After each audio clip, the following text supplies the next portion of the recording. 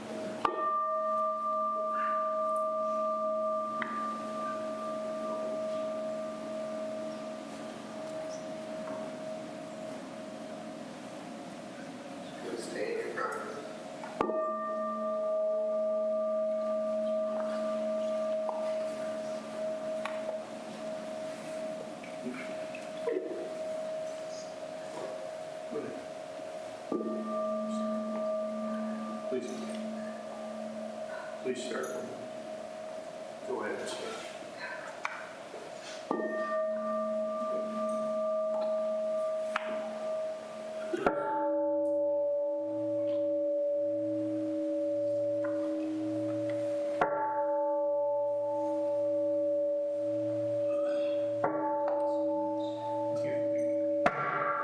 Gata of Atonement.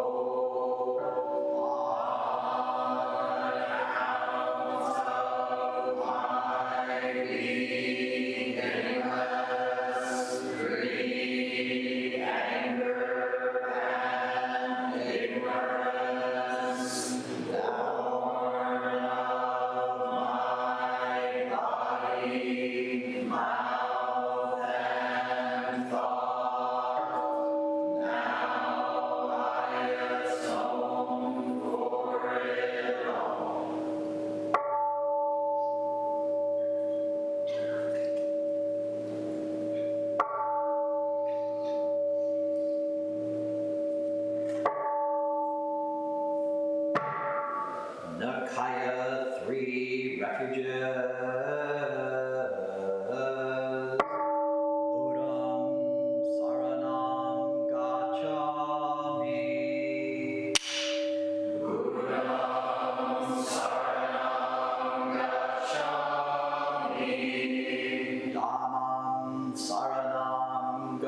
gacchami. Dhammam saranam gacchami. Sangham saranam gacchami. Sangham saranam gacchami. I take refuge in Buddha. I take refuge in Buddha. I take refuge in Dharma. I take refuge in Dharma. I take refuge in Sangha. I take refuge in Sangha.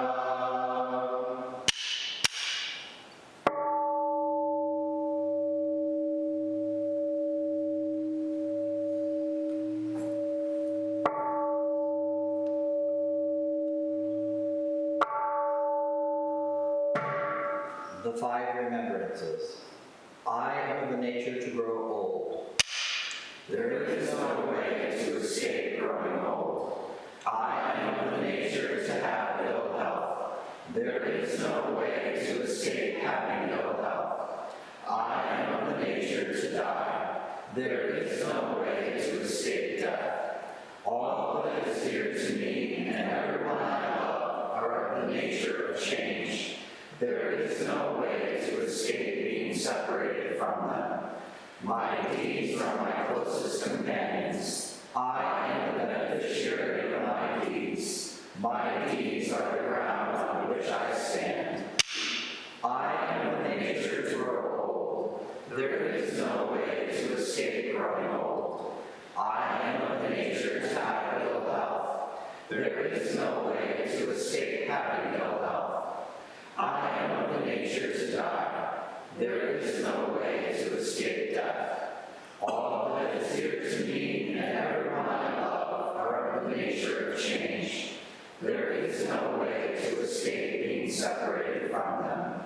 My deeds are my closest companions. I am the beneficiary of my deeds. My deeds are the ground on which I stand. I am of the nature to grow old. There is no way to escape growing old. I am of the nature to have ill health. There is no way to escape having ill health. I am of the nature to die. There is no way to escape death. All that is dear to me and everyone I love are of the nature of change. There is no way to escape being separated from them. My deeds are my closest companions. I am the beneficiary of my deeds. My deeds are the ground on which I stand. This precious human life, rarely encountered, is easily lost. Now that I have life and opportunity, may I practice the Dharma wholeheartedly.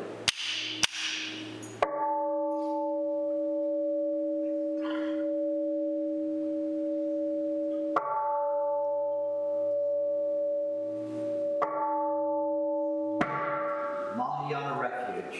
In my heart, I take refuge in Buddha, Dharma, and Sangha. May I liberate suffering beings and bring them to great joy.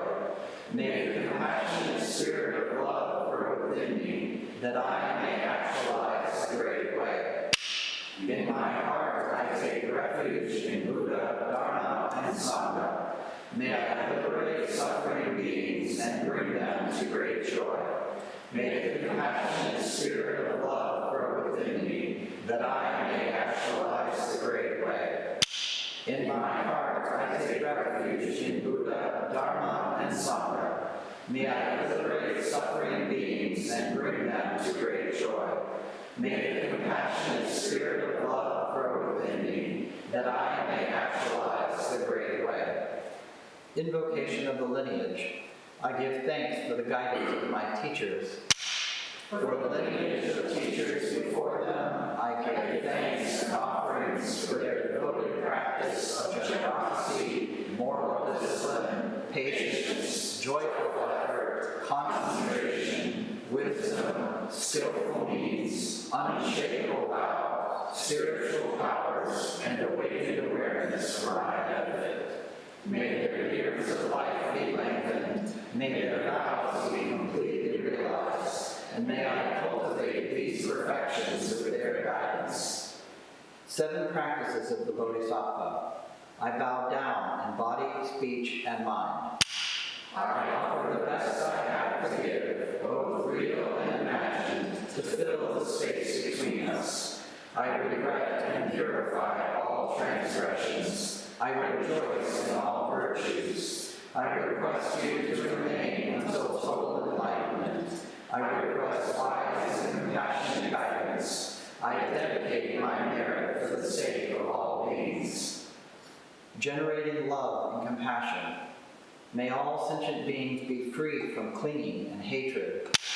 Being close to some and distant from others, how wonderful it would be. May this be accomplished. I will free them from clinging and hatred. Bless me to accomplish this. May all sentient beings enjoy happiness and the cause of happiness. How wonderful it would be. May this be accomplished. I will bring them happiness and the causes of happiness. Bless me to accomplish this. May all sentient beings be free from suffering and the causes of suffering. How wonderful it would be. May this be accomplished. I will free them from suffering and the causes of suffering. Bless me to accomplish this. May all sentient beings have the joy that has never known suffering. May they be free from clinging, hatred, jealousy, miserliness, doubt, pride, wrong view, ignorance, and dualistic thoughts. How wonderful it would be. May this be accomplished. I will bring them to this state. Bless me to accomplish this. Please stand for the Heart Sutra.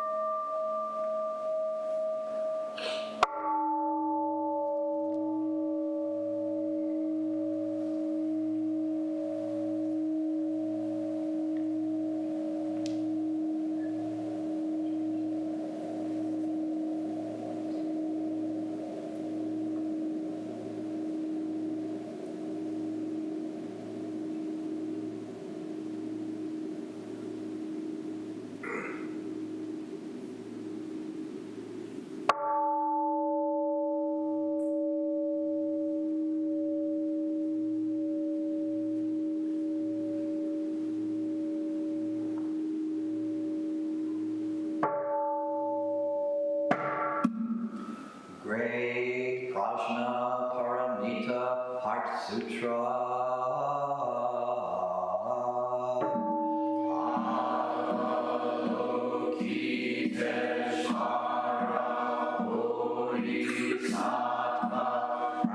Practicing deep Prajna Paramita, clearly saw that all 5 skandhas are empty, transforming all suffering and distress. Shariputra, form is no other than emptiness. Emptiness no other than form. Form is exactly emptiness. Emptiness exactly form. Sensation, perception, mental reaction, consciousness are also like this. Shariputra, all things are essentially empty, not born, not destroyed, not stained, not pure, without loss, without gain. Therefore, in emptiness there is no form, no sensation, perception, mental reaction, consciousness, no eye, ear, nose, tongue, body, mind, no color, sound, smell, taste, touch, object of thought, no seeing, and so on, to no thinking, no ignorance, and also no ending of ignorance, and so on, to no old age and death, and also no ending of old age and death, no suffering, cause of suffering, cessation, hath no wisdom, and no attainment, since there is nothing to attain. The Bodhisattva lives by prajna paramita, with no hindrance in the mind, no hindrance, and therefore no fear, far beyond delusive thinking. Right here is nirvana. All Buddhas of past, present, and future live by prajna paramita,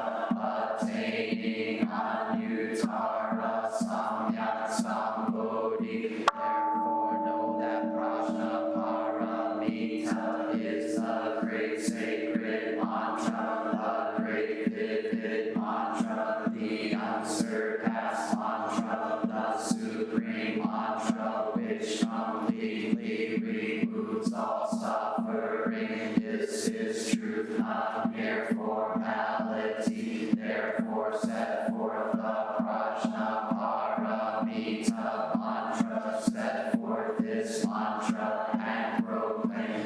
Gate gate para, gate parsam, gate bodhisattva, gate gate para, gate parsam, gate bodhisattva, gate gate para, gate parsam, gate bodhisattva. Infinite realms of light and dark convey the Buddha mind. All that is and we ourselves come forth in perfect harmony. We offer this sincere and devoted practice for the many beings of the 6 worlds and dedicate it in grateful thanks to the strength and sound practice of the great Heartland Sangha and its teachers. May our virtuous actions be clear from all interferences, and may our vows be fully realized. We especially dedicate the merits of our practice to Jack, Ayon, Holly, Lori, Hazel, Fatima and her family, Sister Suzette, Soke, Roger, the Ardner family, and George. May they have peace and healing. And to Ordy and Debbie at the time of their death, as well as those whose names we hold in the silence of our hearts, and those whose names we now voice aloud.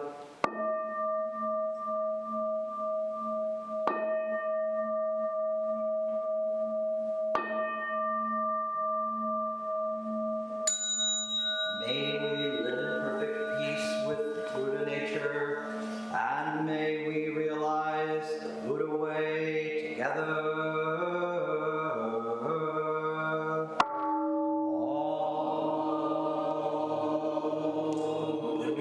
Om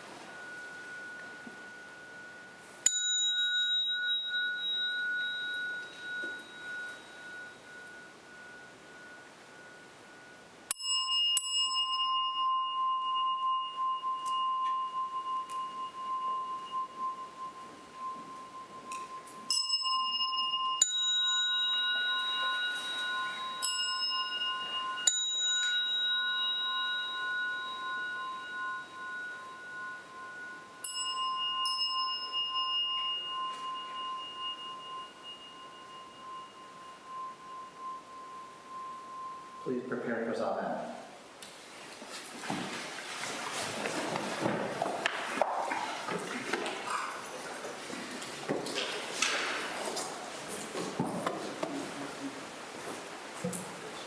Amen.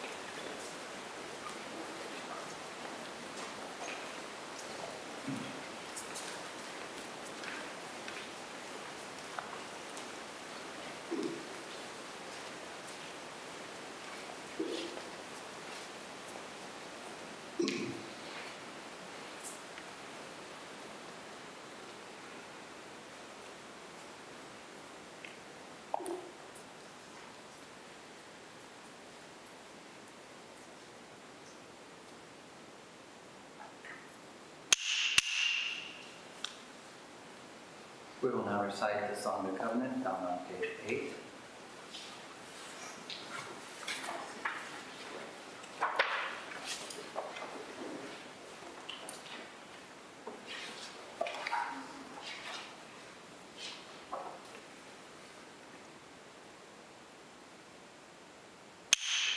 We, the Daishin Rokuji Sangha, with respect for the worth and dignity of each person, with wonder at the wisdom and compassion we seek to cultivate by practice, and with deep gratitude for the teachers of this lineage and our connection to one another, covenant to support each other by upholding the precepts of doing no harm, practicing good, and actualizing good for others. Please be seated for this morning's talk. Sit comfortably and face towards our teacher. In a moment, we will open with the Gatha on opening the sutra.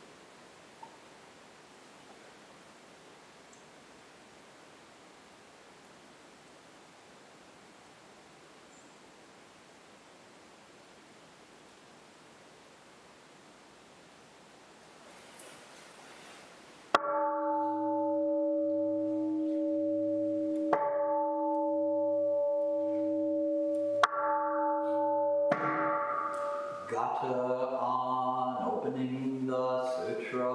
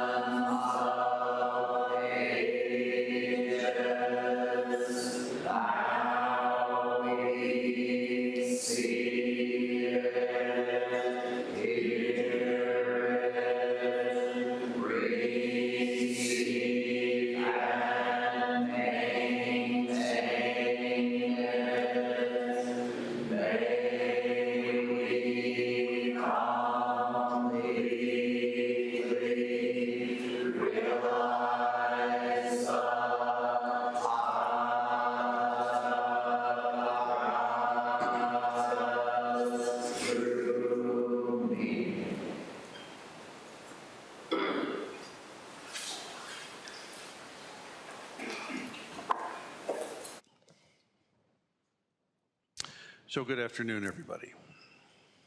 Dawn's fine. A little surprised. But this is like navigating a tent. It's easy enough to get tangled up in it, but she's doing fine.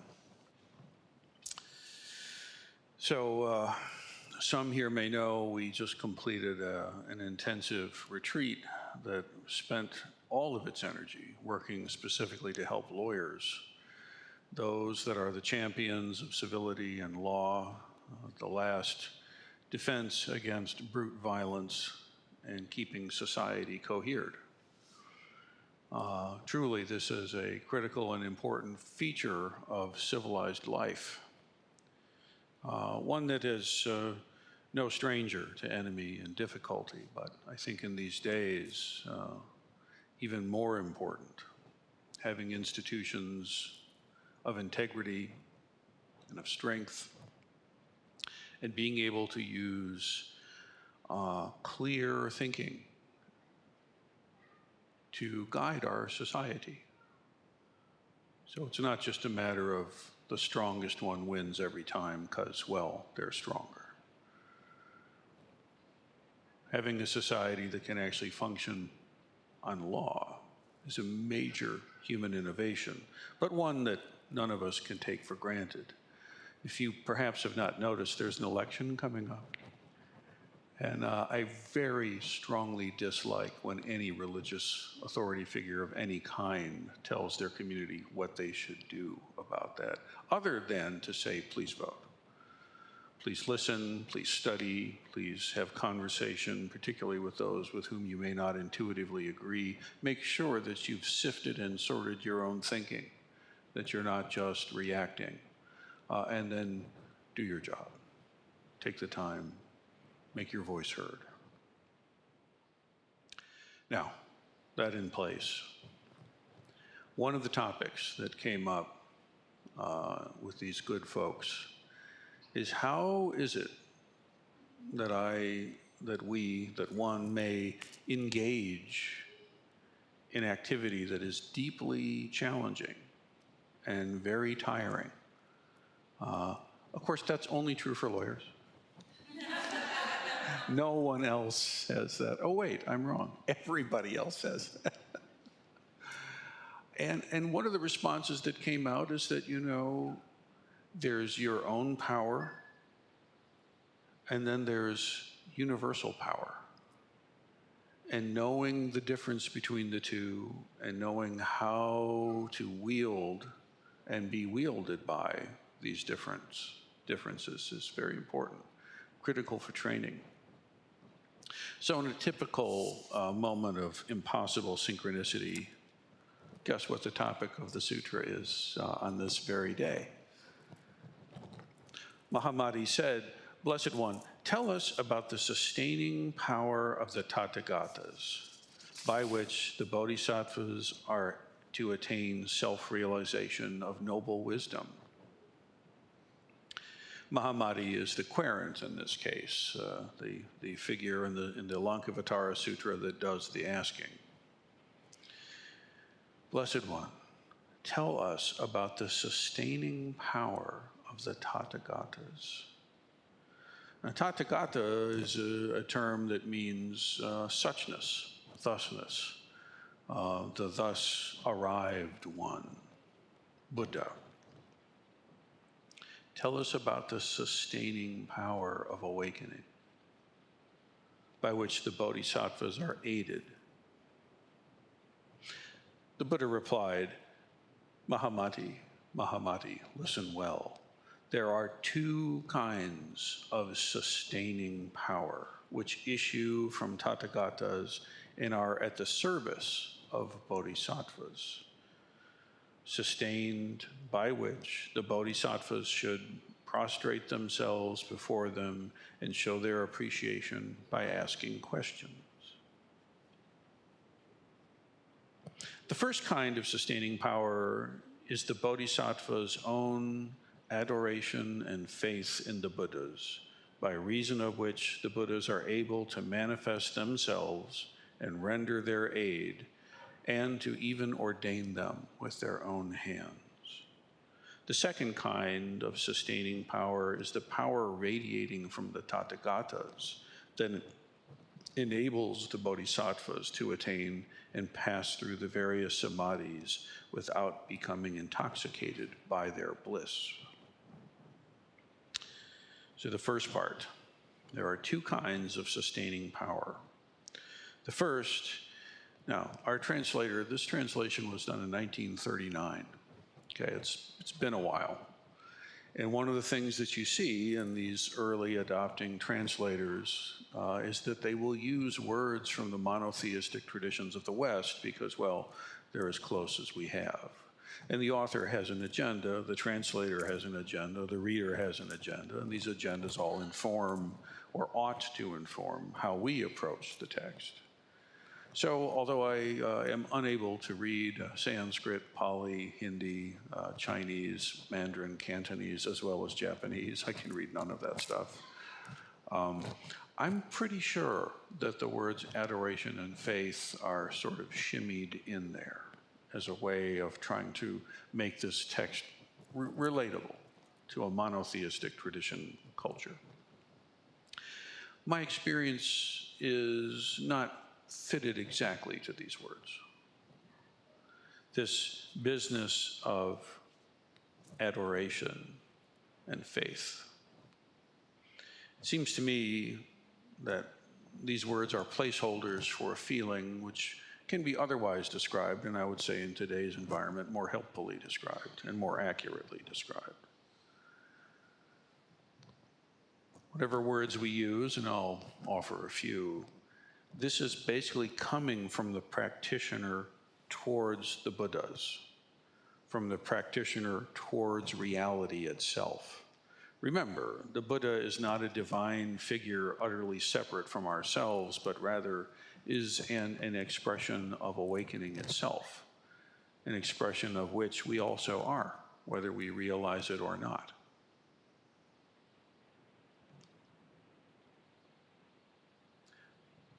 And it is said in the sutra very clearly that there's some ingredient that's necessary in the mind of the practitioner that enables the bodhisattvas to do something for them.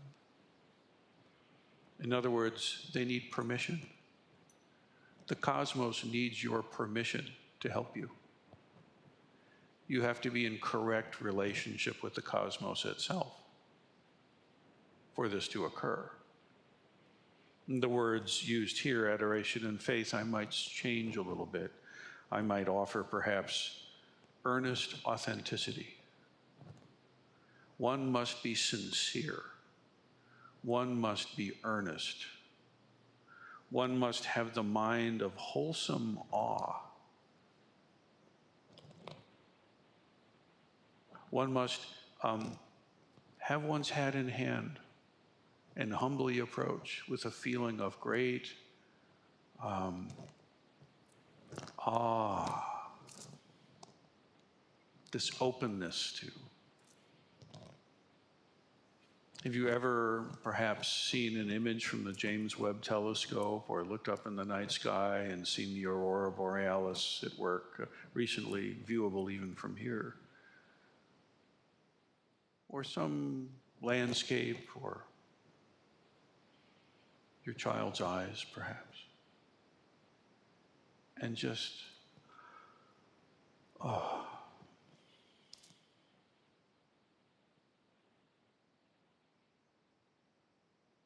You know, when the tumble occurred, and I reached for her, and she was beyond my reach, it was too late. But we made eye contact. Now, we've known each other for a long time. Those eyes had made lots of contact.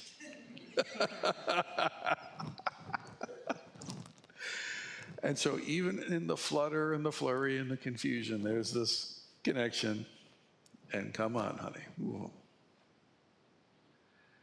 I don't like that she fell. I'm happy she's doing fine, but I love that feeling of connection. Come, honey, come here. That earnest turning towards in the midst of distress, that's it. You understand? Imagine yourself. Here I am, cool robes. Whoa. In a way, you know, it's easier to be mirthful now that we're pretty sure there's no real harm here. But in that moment to turn and reach out. That quality of mind, you cannot fake. And there's lots of other responses that could come. God damn it, Rick. Who put that step there? On and on.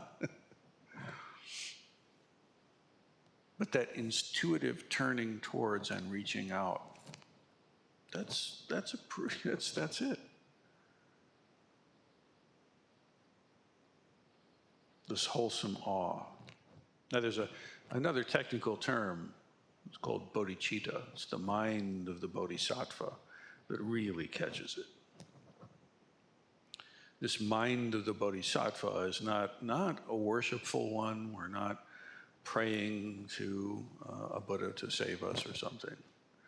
But this mind that has in it the wish to awaken for the sake of all beings, the wish to sincerely and earnestly get connected and contribute, and to be a full participant in this life. Aware of the suffering of others, keenly aware.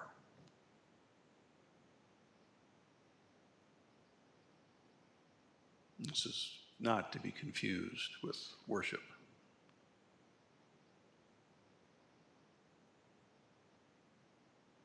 This earnest, wholesome intent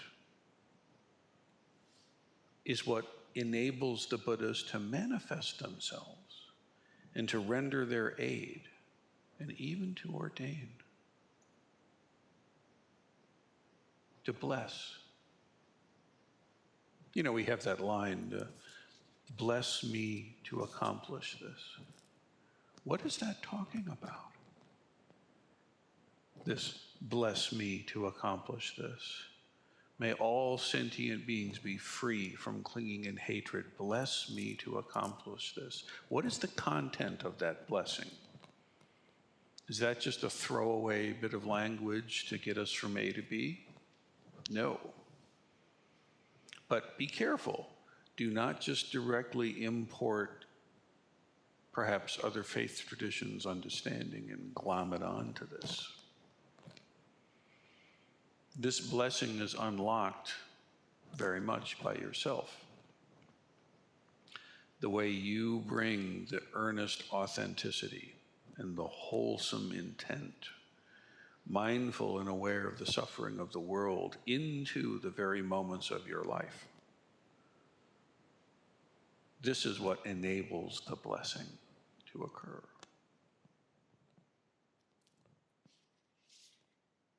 But that's half. That's my business. Now listen to the other. The second kind, the sutra says, of sustaining power is the power radiating from the Tathagatas, the power radiating from suchness, or literally from the suchnesses, the power radiating from reality, from Buddhas. And this radiating power enables the bodhisattvas, this is you, the practitioner, to pass through the various samadhis without becoming intoxicated by their bliss. For those who may not know, the practice of meditation far predates Buddhism. This is a essentially human endeavor. This has been noticed by many cultures, if not all. And yet there's a difference. Many spiritual traditions take the attaining of a deep concentrated state to be the ultimate goal. This is not a mere means to an end. This is the thing. The goal is to be in this deeply concentrated state and stay there. And the Buddha himself, when he sought counsel in training, went off and studied with the great teachers of the day, and there were many. And what he found, amongst other things, was that there was a whole lot of attention being paid to getting into these really happy places mentally. And they're happy, lovely, very enjoyable, and yet radically insufficient. Nowhere in the pure enjoyment of such concentrated states is there actually any enduring relief from suffering. Neither does compassion nor wisdom rise from such an experience. It's rather like enjoying your favorite meal. I very much enjoy the meals that I very much enjoy. But if you think about it, if you really interrogate the experience, at what point can you claim that it is yours? At what point can you say, now this is a fixed experience and I shall stay here eating this num, num, num? You realize that you cannot. With every bite, the experience is falling completely away from you. The delicious tastes fade. The palate asks for more. The stomach objects. The palate wins. And in comes another forkful, perhaps. And the returns begin to diminish. Eventually, I'm so full I can't stand another bite of this. What happened? It's the same meal, same palate, same person.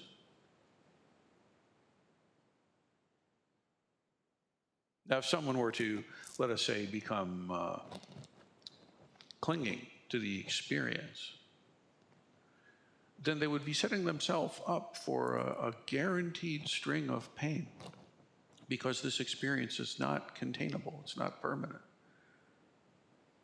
At its best, it's fleeting. Is the answer, therefore, to just restrain yourself to bug shells and bark?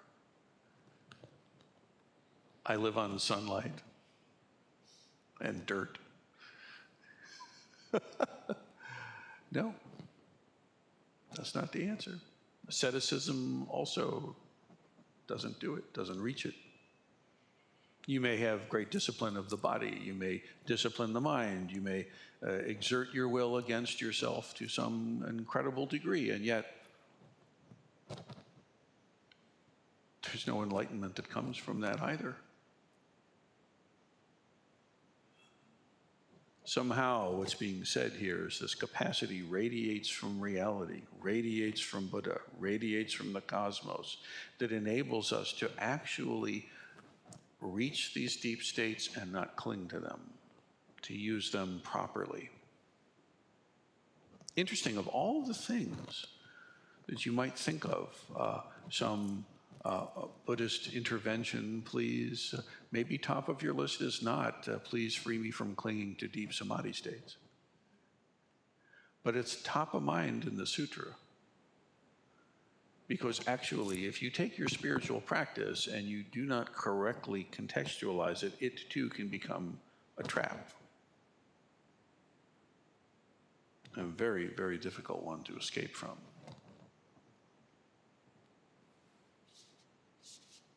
The second kind of sustaining power is the power radiating from the Tathagatas, from the suchnesses, from realities, that the bodhisattvas use and may attain to pass through the various samadhis without becoming intoxicated and clinging to them.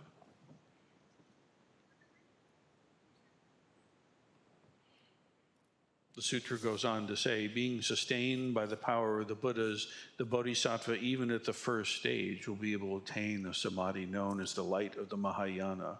In this samadhi, the bodhisattva will become conscious of the presence of the Tathagatas, coming from all of their different abodes in all the 10 directions.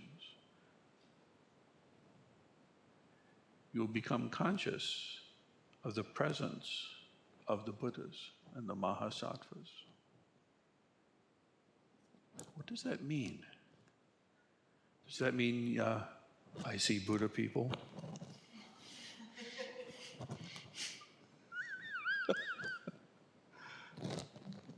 It's something a little more real than that. Don't forget, Tathagata means suchness, thusness, conscience. I become conscious of the presence of thusness from all 10 directions. And this thusness is in some way alive. In some way, it sees you too. And you can wink at each other with this knowing.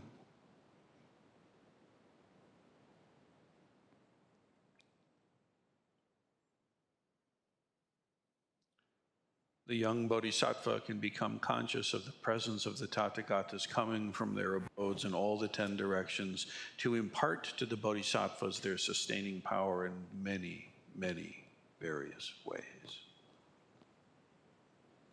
Which way? The way that you need.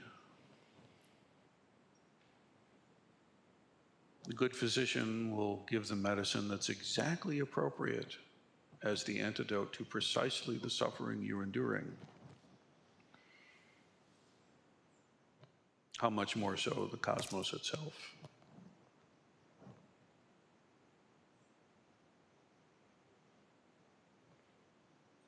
As the bodhisattva Vajragara was sustained by his samadhi, and the many other bodhisattvas of the same degree and virtue have been sustained, so all earnest, again that word earnest, disciples and masters and bodhisattvas may experience the sustaining power of the Buddhas in their own samadhi. So, the disciple, the practitioner's earnest authenticity and bodhi mind, faith, if you will, and the Tathagata's merits radiating towards them are two aspects of the same sustaining power. And by this power alone are the bodhisattvas enabled to become one with the company of the Buddhas. If you listen to it carefully, if you let these words radiate to the heart, my feeling, your feeling of bodhicitta to the universe and to the cosmos and to the sentient beings is a necessary ingredient that enables the cosmos to radiate its sustaining power towards you, that enables you to feel the pain of the world and respond, that enables the cosmos to respond and nurture this dance, this beautiful cosmic expression of help. Come here, honey.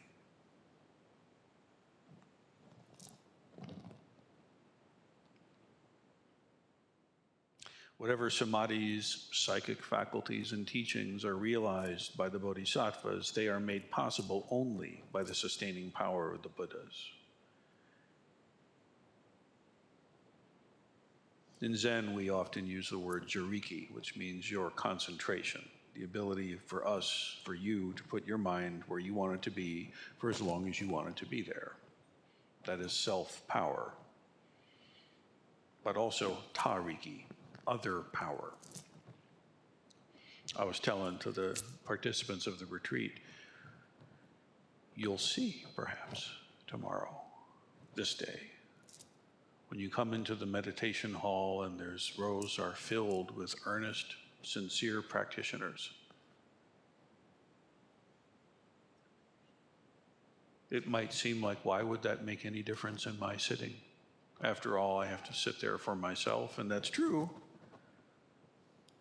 But also, being in the presence of each other ennobles us, empowers us. In fact, enables us. If my teacher didn't allow me to practice in his presence, my capacities would not have been enabled. This is a good enabling.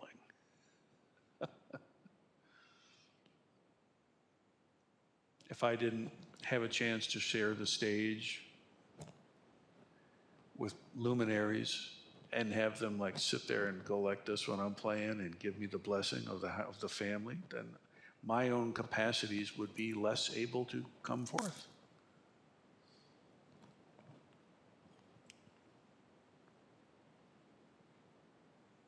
Now listen to this. This is just beautiful. Wherever the Tathagatas enter with their sustaining power, wherever the Buddhas enter with their sustaining power, which means wherever there is earnest, wholesome intention and intent, there will be music.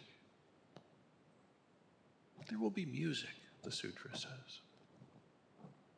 Not just the music made by human lips and played by human hands on various human instruments, but there will be, and listen to this, there will be music among the grasses and among the shrubs. There shall be music in the midst of the trees and the clouds and the sky, in the mountains and in the valleys, and in the towns and the villages and the cities. There will be music in the palaces and also, equally, in the hovels. Mostly, and much more, there will be music in the hearts of sentient beings. What is this music? Have you heard it? Have you heard this music? Have you heard the music of the stars and of the earth, of yourself?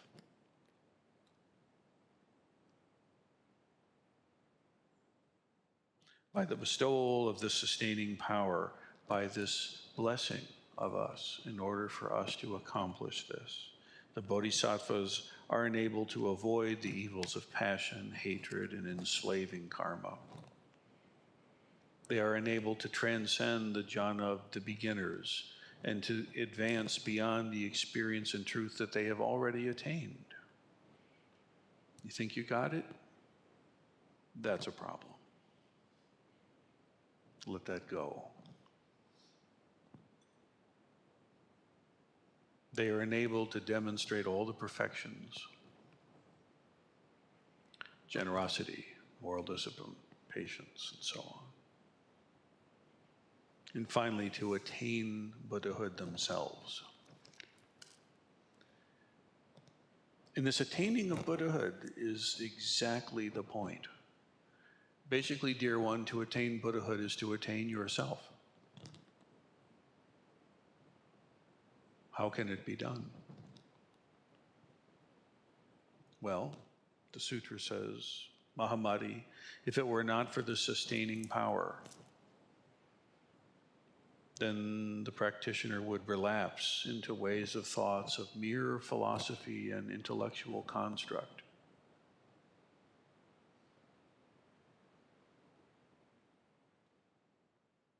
They would fall into being slackers.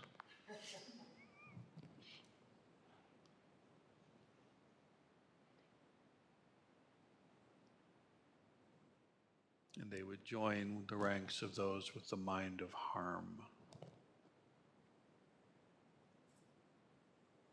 And in this, they would fall short of the highest attainment.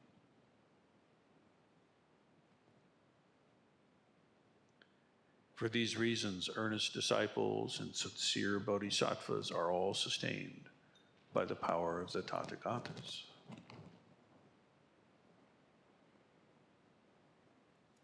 For this to be experienceable for you and for me, it needs to move from words and language and ideas. It has to get from the head to the heart. And further, it has to get from the heart to the hara. So don't be afraid of being earnest. I will take an earnest mistake over false perfection every single time. because that earnest mistake is the reaching of the hand out to the cosmos, and the cosmos responds.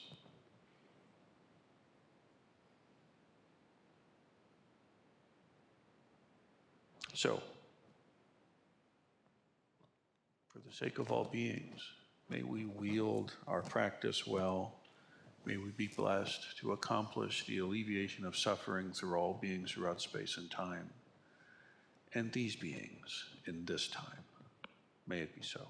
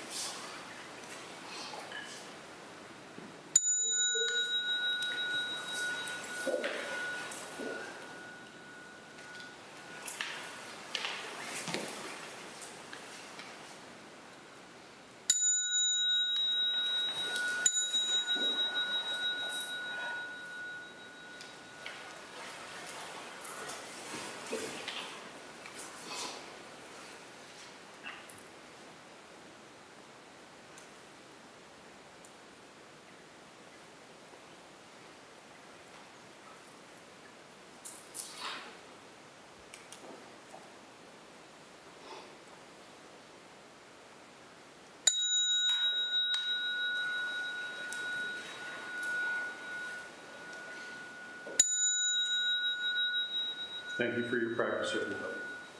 And a special thank you to our guest teachers for the retreat this weekend. Joshua Cartman, thank you for your teaching.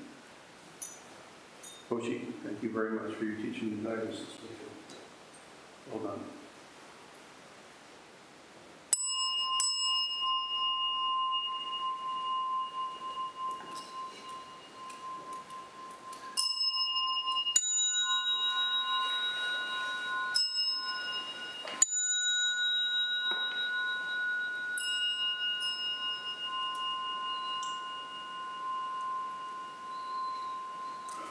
Thank you, everyone. That concludes our service. Are there announcements?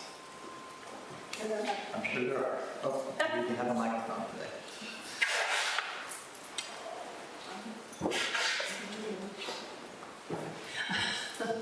Brief pre-announcement meeting. On Saturday this weekend, there is our second and final ongoing teaching day. The morning session is for temple members related to the 5 hindrances and illness. And the afternoon is open to the public, so let your friends know. And this will be Rinsen Roshii teaching about Zen Buddhist wisdom in turbulent times. And there'll be lunch in between for folks who are staying for the day. And I think that's the only one. Please register. Oh, please register sooner rather than later if you can. The kitchen needs a count for lunch, so they have kind of a real good estimate of how much delicious food to make. There's also game night on Friday, I think. Setcho have more information about that. It's Halloween games. And speaking of Halloween, if you want to come to the November session, please register for that before Halloween. And